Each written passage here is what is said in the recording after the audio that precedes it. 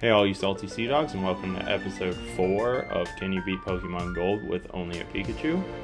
As a reminder, the rules are on screen, and remember to like and subscribe and leave comments about how to make this series better in the future. So, without further ado, let's just get right into it. Last episode, we just acquired our 4th gym badge, and get prepared for an action-packed episode this time around as we face 2 more gyms and get a lot of story progression and HMs and TMs and actually other moves that will be extremely important as the series goes along. But first we start on this route. I'm not too incredibly concerned about any of these trainers. Pikachu is about 15-20 levels higher than any of their Pokemon, so this route was a breeze as we take out the last trainer here. And we go into the town. We meet our rival, the madman himself. He's talking about how the gym leader is not there because of a sick Pokemon, which in this story there's a lighthouse you have to go to. You have to pick up some medicine for this Pokemon, but obviously our rival is a complete windbag, so he doesn't really care. We pick up a good rod there. And then we're going to get our first important move of this episode, which is Strength. This is one of the better moves that Pikachu can learn without evolving him to a Raichu. So actually this is much more important than just moving stones. It's actually a very powerful move for us. We blitz through this lighthouse. There are a lot of trainers along the way, but they have flying type Pokemon and water type Pokemon mainly, so none of them are much of a challenge for me. Obviously those are the 2 most effective typings, but along the way we also pick up an Ether, a Great Ball, a Rare Candy, a Swagger, and a Super Potion. So the lighthouse does give us some useful stuff. So it's not a complete waste, but we now talk to Jasmine, who is the leader of the gym, and she tells you about the sick Rhydon and how you have to go across the sea to go get the medicine. So after we talk to her, we pick up that Super Potion, we head all the way back down, and I realize, dang, I don't have a Pokemon that can learn Surf. So we go and we throw a Great Ball at this Krabby that I get from the good rod I picked up earlier. 1, 2, 3, and we got it. So Krabby is another HM mule for us. He's going to be our Surf Mule, which is why I name him ba-ba-da-ba. You guessed it, Surf. Real original with these names here. But yep, that's his only purpose. And actually we just rock smashed that and ran to another Krabby, so that's kind of ironic. We didn't have to actually fish for him. But there's a buttload of trainers here, and I believe this is where all like either the dogs or some legendary Pokemon are here. I never go back to go get them, and I've never played this game outside of this run. So I have no idea. If you could let me know in the comments below, that would be nice. But I think it's where legendary Pokemon are. But we just make our way across that ocean. And then we get a Shuckle from some guy. But here is the most important person on this island, which is this random guy in this house. And he gives me a secret potion that'll help us move on in our story progression. As we leave, we just hit the Pokemon Center, which actually ends up being a big mistake in a little bit, and we go across the ocean once again, and I run into more trainers. Like every time I go out in this ocean I run into more trainers. We head all the way back up to the lighthouse, and we see Jasmine again. We give her the medicine, and if you can believe it, the medicine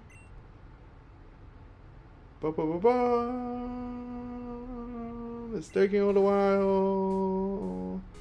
It works! Yay! Yippee! So yeah, Jasmine goes back to her gym now. And then we can go battle her. And obviously we check in on the Rhydon because why not? And then we head back down. I go into the gym, and then I realize I don't really have any way of beating this lady. And I also realize that she's not even the next gym in line. So we have to cross the ocean once again. And then we go into the fighting type gym. We deposit our Pokemon so that we do not accidentally lose them. Use them if Pikachu faints. And then we kind of breeze through his gym, go to the Pokemon Center one more time, and face off with our first gym leader of the video, Mr. Chuck. Chuck shows us his strength skills by throwing that rock, trying to scare us. Too bad he doesn't know we have a Pikachu. And let's head into the first battle. So, strategy for this gym. Chuck has a level 27 Primeape and a level 30 Poliwrath. So, this will be a pretty easy gym. We're just going to hit him with some Thunder Punches and some Thunderbolts, and we'll get through it pretty easily. So, here comes Chuck. Chuck is going to throw out that level 27 Primeape. And here comes Bart. Woo! We will start with a Thunder Punch. Go in with this strategy. I wonder how I came up with this strategy. Maybe, am I from the future? Whatever. Primeape hits us with a Fury Swipe. That actually does 5 hits on us and gets a crit. So it does a lot of damage. But we just hit him with a Thunderbolt. And down goes Primeape. We gain 861 experience and almost level up to level 41. But it doesn't happen, and we face off against Poliwrath.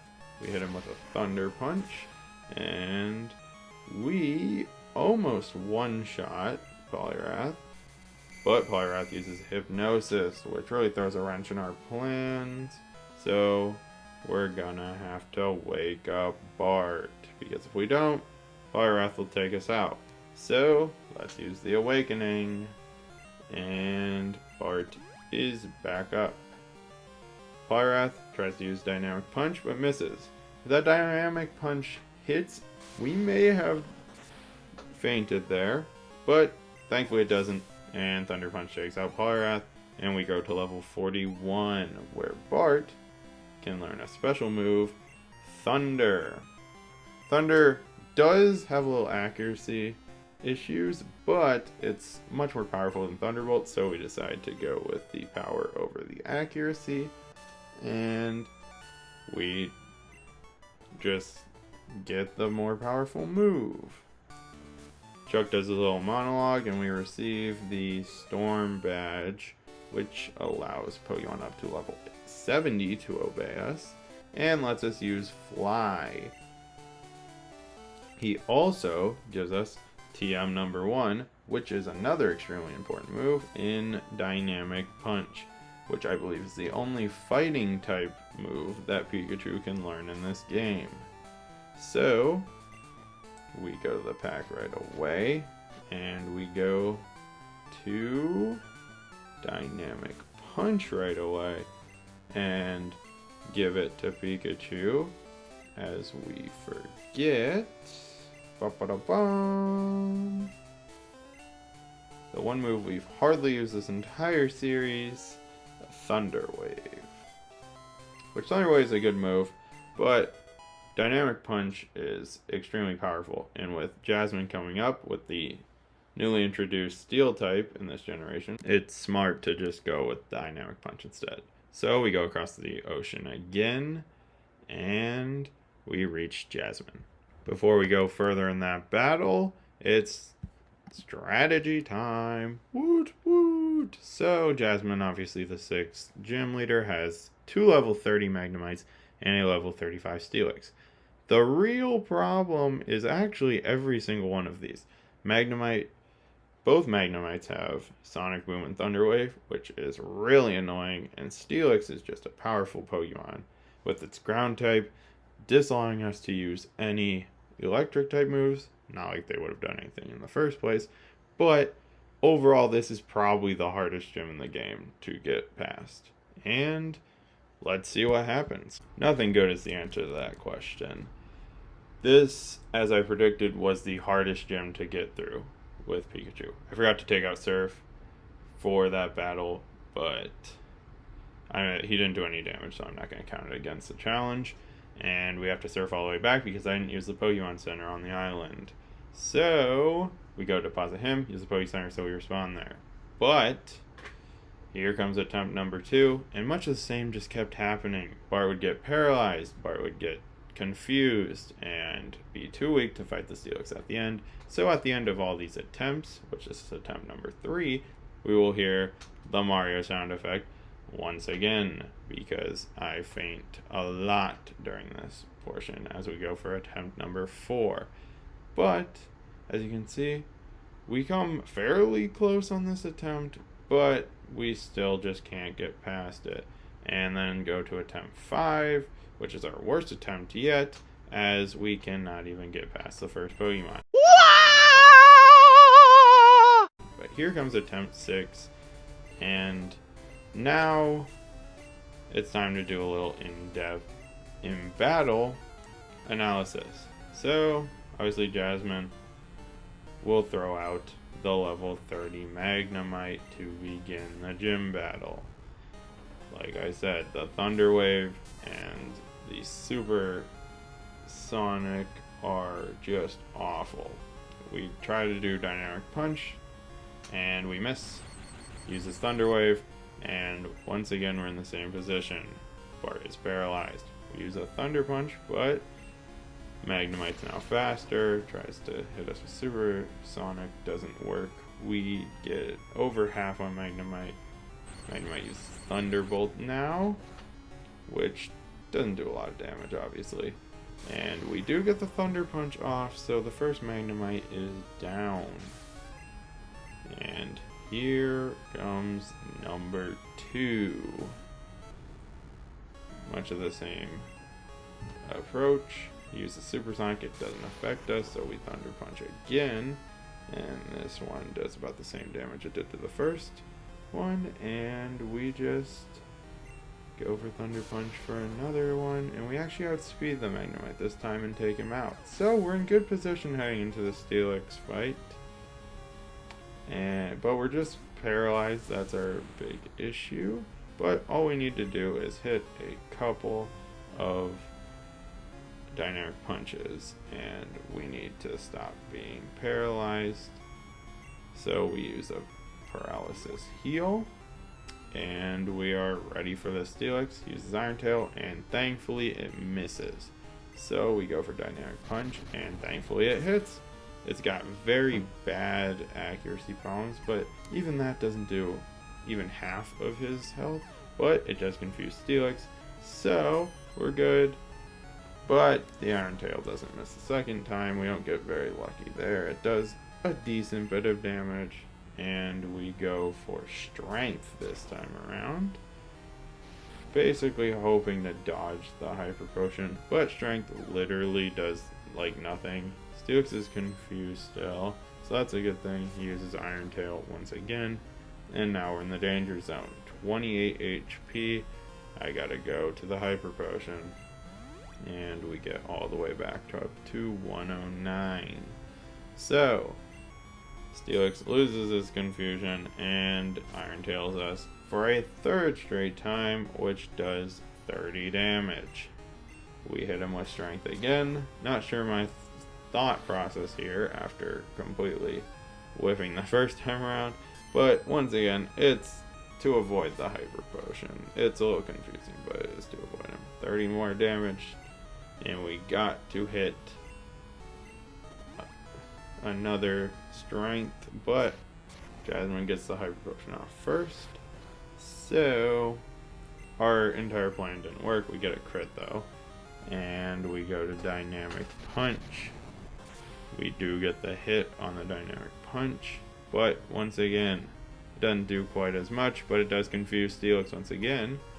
And would you look at that, Steelix hurts itself in confusion. We use Dynamic Punch one more time, but it misses. Steelix is confused, but it hurts itself again. And we need Dynamic Punch, and we hit it. The best possible outcome. Steelix is down, and we finally get the 6th gym badge. What a battle. Jasmine's finally defeated and says, I'm the better trainer. Not sure if that's the case, but we get lucky this time and receive the mineral badge, which raises the Pokemon's defenses. So we also get TM23, but that Iron Tail isn't useful for us. Pikachu can't learn it. And we save because if we get reset, God, that would be an awful battle to go against. So we surf back because I forgot to pick up the Fly TM, or HM, I mean. And we do that. And guess what? I don't have a Pokemon that can fly, and there's no wild grass over on this island. So we have to surf back once again.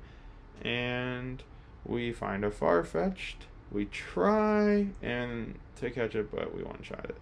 And we find a Pidgeotto, which is much better, but he wastes away all of our balls except for one, which is the Lure Ball.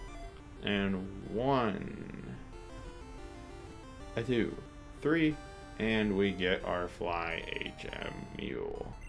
So Pidgeotto is now nicknamed. Let's take a stab. What's he gonna be nicknamed? Fly! Great nickname by myself. And that's where we're gonna end the video. So if you enjoyed, consider liking and subscribing, and leaving comments on how to make this series more enjoyable in the future.